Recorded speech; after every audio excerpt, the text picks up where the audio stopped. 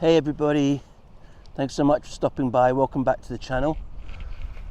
Just popped out after work to see if I could get some shots with my OM1 macro setup, but couldn't get anything. But I've come to this lovely setting here, beautiful beach on my own, and while I'm here I thought I would make a video about something I've been thinking about recently. Last week was quite a big week for me because I finally did something I'd wanted to do for years. Long story short, about 3 months ago, I booked an appointment with a mental health clinic in Okinawa. I was able to find one doctor who could speak English. Now, I usually go to regular doctors because my Japanese is fine, but with a mental health clinic, you need to talk about your inner feelings and all that kind of stuff. And I felt I needed to speak to an English-speaking doctor. And I didn't think there was one available. So I basically put it off for years. But I found one and wasn't really expecting much, but got there and had a really positive experience. She was brilliant, her English was amazing, and I spent a long time with her. And the result of it was I was diagnosed with ADHD, which was kind of quite emotional really, because I had always, well, for a long time I've wondered if I wasn't quite the same as people I knew and friends of mine. And so this diagnosis was it was a shock, but it was almost kind of a relief as well. And it's now that I've been thinking since last week, I've started putting things together. Now, she asked lots of questions about my job, and I'm lucky that my job is kind of easy. I'm an English teacher here in Japan, and I basically am on autopilot all the time. And she said, do you have problems sort of completing tasks or completing projects? I was like, well, I don't really have any tasks. I don't really have any projects. I turn up, I teach English to Japanese junior high school kids, and I go home. I don't really have many meetings, and I've done that for 20 years. And so I don't really do anything in my job that would make me struggle in terms of ADHD. And in fact, I mentioned it to a Japanese teacher friend of mine who I've been friends with for years today. He was like, what, you're ADHD? What does that mean? You're fine. And I think in my job, yeah, I am fine. But when I was talking to the doctor, the one thing I said that I'd really noticed my ADHD, I think, was in terms of my photography. And photography is really important to me. But in the last sort of 5-10 years, I really thought I'm different from other people. And I put it down to kind of laziness. And I was a little bit ashamed, really, and a bit embarrassed about some of the things that I haven't done, or some areas where I lose focus. And I just thought, I'm lazy, or I'm not concentrating properly. And I think it now makes sense that some of those things were down to my ADHD that I didn't know that I had. So anyway, I just want to talk a little bit about that. Sorry, I don't want to be too deep. And actually, I'm very positive about this diagnosis. It started to make things in my head. I've got some medicine, and I'm hoping going forward I can get 5 or 10% more focus in certain areas. But today I want to talk about how my ADHD relates to my photography. Now, for starters, this is kind of unusual. I've put my camera on a tripod and I'm talking, whereas usually I'm walking around. If you saw my last video, I'm just constantly walking. And that's because I have trouble talking and sitting still. I find it very difficult. And I've always been like that. If I'm on the phone, I'm never sitting still. I'm always walking around. And it's the same when I speak to camera. And so it's unusual I do this. The other thing is sometimes when you watch other photography channels, they're sitting in front of their computer where they do all their photography editing, and they've got an amazing setup, lovely lights, there's a camera usually in the background out of focus, the screen's out of focus, everything is immaculate. Well, I can't do that. I've done a few videos from my rooms before, and they're very strategically placed, so you can't see the chaos that's going on off screen. But I'll show a picture very quickly now, which is my desk setup. And I'm very embarrassed about that. I'm ashamed of it. My kids come down and play with me in that room, and I'm always embarrassed that they see that. But it sounds ridiculous, I know, but I kind of find it difficult to clean up. That's why I don't usually do videos from my room with nice lighting and looking all professional. I wish I could, but I find it a bit of an effort just setting stuff up and doing all that. So yeah, I'm usually talking to camera out in the field somewhere.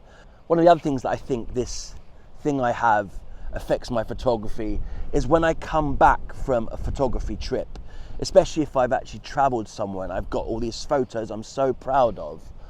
when I watch other photographers' videos about how their post-processing process, yes, I've got the editing down, that's fine, but I watch their process about how they open up Lightroom, they label everything, they put it into folders.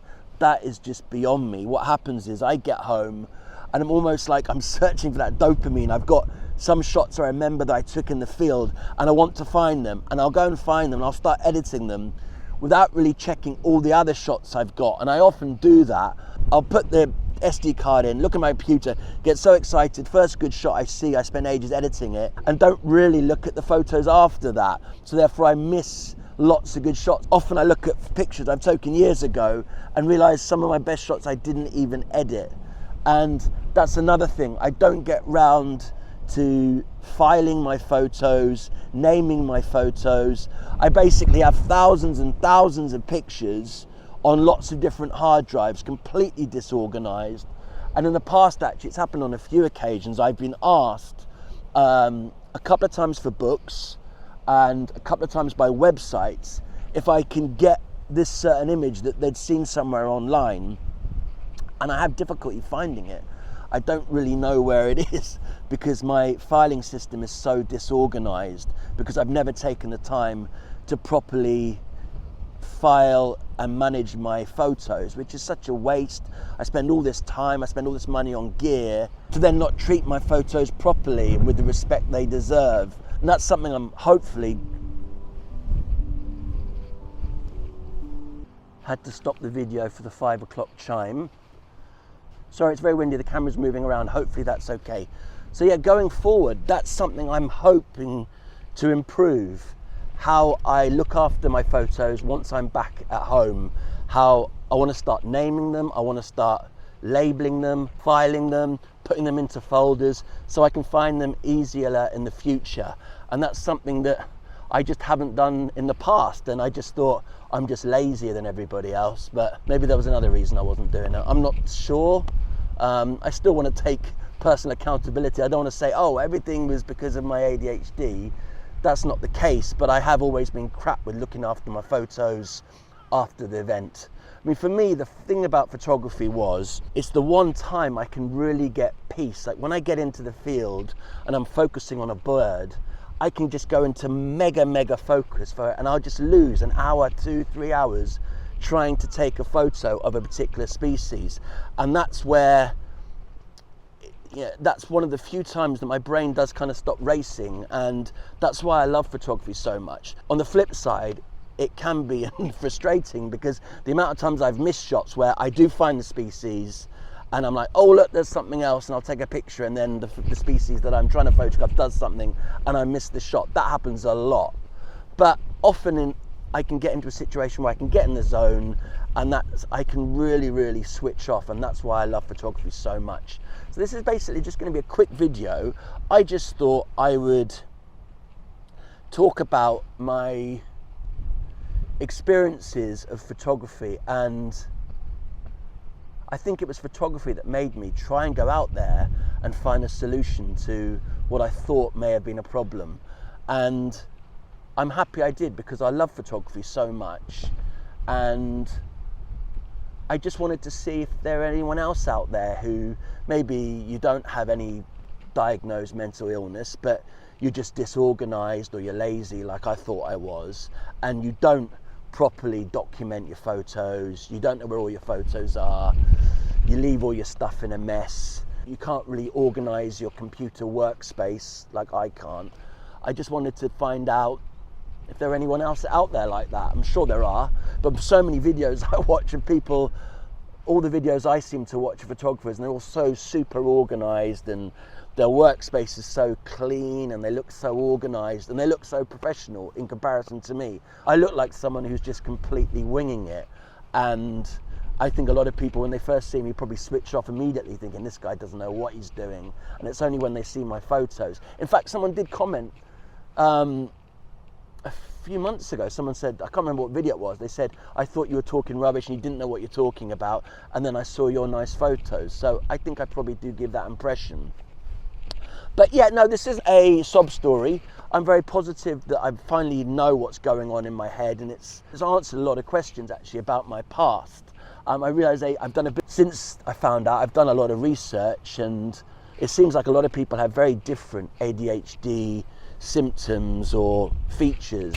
A lot of people struggle socially, like I don't. I've always had lots of friends. In fact, I was out with a lot of Japanese friends on Saturday, and I'm always going out, and I love you know, mixing socially, so that isn't something that bothers me. But I have always had issues with focusing on certain things, and I've like got a real scatterbrain. But anyway, thanks so much for listening. I'm sorry I couldn't share any photos. I might put something up. But yeah, I just wanted to see if there was anyone who isn't a super organized photographer and is a bit of a scatterbrain photographer like I am. Just wanted to see, just wanted to hear your thoughts. How do you manage to try and, do you have a way that you can get around it so you can properly file your photos so you know where to find them next time you look? I use Adobe Camera Raw, and even though I have Lightroom, and people use Lightroom because it's a good place to document their photos, it's a good photo library, I've never used it for that. I just used it initially like Camera Raw, and now I just use Camera Raw. I don't even go into Lightroom. So yeah, anyway, thanks so much for watching. Sorry it's a bit different, but yeah, I'm hoping now that I know what's going on, I can improve those areas that I was struggling with in terms of photography, and I can become a more organized, more efficient photographer. I'm confident in the skills that I've got and the editing I can do, but yeah, I would certainly like to be able to organize my photos better. Anyway, thanks so much for watching, and even if you are an organized photographer, like I'm sure most of you are, just say hi in the comments and let me know how you're doing. Thanks so much for watching. Take care. See you on the next one.